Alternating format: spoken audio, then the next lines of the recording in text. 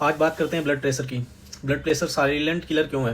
BP के बारे में आज के दिन सामान्य लेकिन बहुत ज़रूरी बात करेंगे। आने वाले 2-3 वीडियो या ज़्यादा से ज़्यादा 4-5 वीडियो में उतनी बात करेंगे जो एक बीपी के मरीज को पता होनी चाहिए कि ये क्या है और इसे कैसे ठीक करना है। 5-7 लोगों का मैसेज आ रहा था कि बीपी पे वीडियो बनाओ, जिसमें से ज़्यादा लोग व्यापारी हैं, क्योंकि किसी चीज़ पे वीडियो बनाने के लिए पढ़ना होता है, उसके लिए बुक कलेक्ट करनी होती है, तो 10 से 15 दिन से मैं मैसेज इग्नोर कर रहा था। तो बात करते हैं बीपी की। बीपी हाई एक साइलेंट किलर है, मतलब अंदर ही अंदर मारता रहता है। मैंने बहुत से लोगों को ये कहते हुए सुना है कि आपका बीपी अगर सिस्टोलिक है तो इससे डरने की कोई ज़रूरत नहीं है। सिस्टोलिक का मतलब होता है ऊपर का।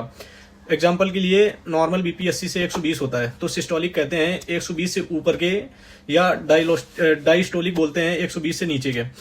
तो सिस्टोलिक ऊपर का मतलब 120 से 190 तक। अगर इस रेंज में आपको बीपी है तो कोई दिक्कत नहीं हो रही है तो आप डरिए, क्योंकि आपका शरीर उसे अपना रहा है, आपको कुछ नहीं बता रहा।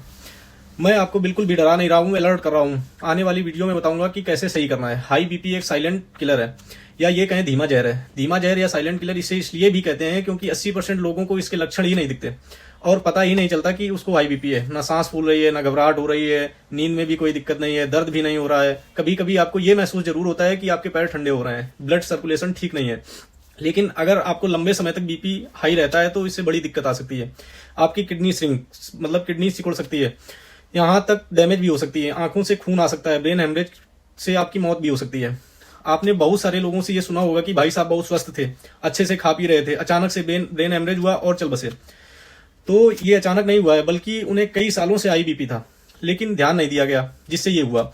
चलो बात करते हैं कि ऐसा कैसे होता है। तो हाई बीपी तब होता है जब आपकी खून की सप्लाई करने वाली नलियां, जिसे आर्टरीज और कैपिलरीज बोलते हैं, ये सख्त हो जाती हैं। इसके सख्त होने के कारण ब्लड प्रेशर आगे बढ़ता है, लेकिन नसों के सख्त होने के कारण लास्ट तक पहुंचते पहुंचते ये बहुत धीमा हो जाता है। जब तक बिल्कुल छोटी छोटी नसें आती हैं वहां तक जरूरत के हिसाब से खून नहीं पहुंच पाता, तो वो काम करना बंद कर देती हैं, जिससे ब्लड सर्कुलेशन कम हो जाता है।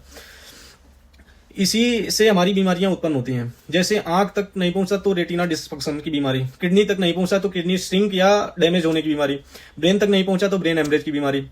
ऐसी बहुत सारी बीमारियां होती हैं। ये एक दिन में नहीं होता, काफी साल तक ना पहुंचने के बाद अचानक से होता है।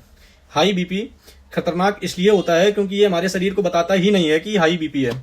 कैसे ठीक करना है ये बताऊंगा आगे के 2-3 वीडियो में, लेकिन उससे पहले आपको बीपी चेक करना है और डॉक्टर से दवा के लिए परामर्श लेनी है। क्योंकि मैं एक्सरसाइज ही बता सकता हूं जो देर से असर करती है, लेकिन दवाइयां आपको एक्सरसाइज से ठीक करने के लिए पर्याप्त समय देती हैं। Stay safe, stay healthy. Thank you.